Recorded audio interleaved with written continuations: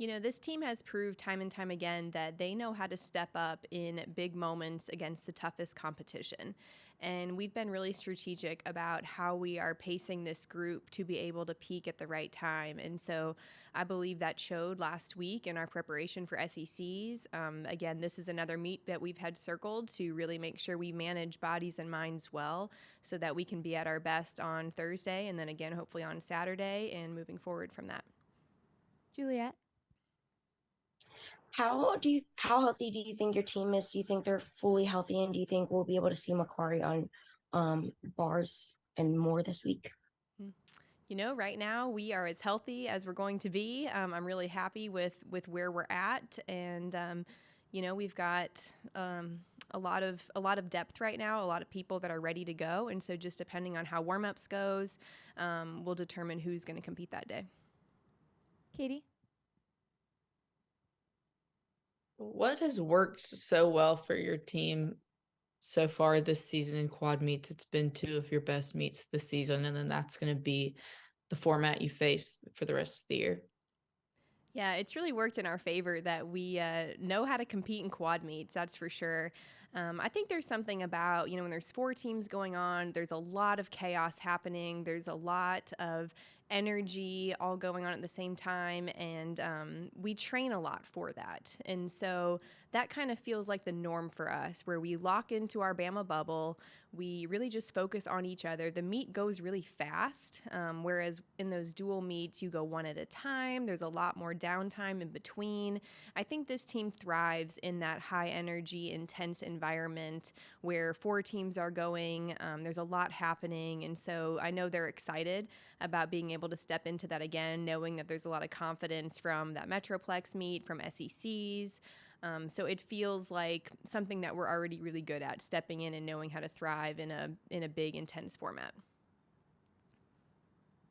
And can you just talk about the freshman class competing in their first SEC championships? You had a freshman who won an individual SEC title with Gabby, and Karis also competed, and she was just talking about that experience. And Jordan came back into the bars lineup and scored a career high. So what does it mean to this team to have those younger athletes who are able to step into those moments?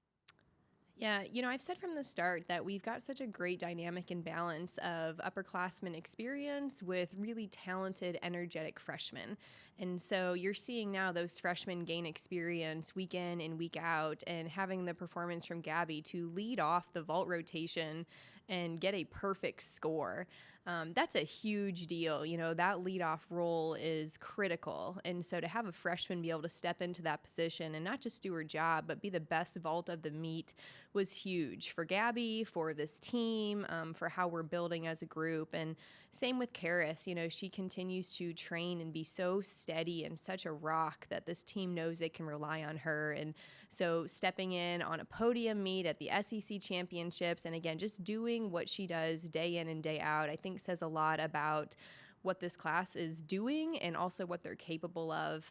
I would add in that Jordan Paradise, she was steady in the lineup in the beginning of the year, but then went through a few struggles along the way and continue to put the work in and to fine tune her craft and figure out how to come out ahead. And so it was really a great moment to see that pay off and for the team to be able to celebrate her in that moment at SECs. Katie? What do you think you learned at your previous stops as an assistant in the postseason, especially last year with Auburn going to the Final Four for the first time, which I know the format just changed a couple years ago, but whether it's about, managing, lineups as you could potentially have to compete twice within 2 days, or just how you want to handle things as you head into your first NCAAs as a head coach. Yeah, one of the most important things is to stay in the moment.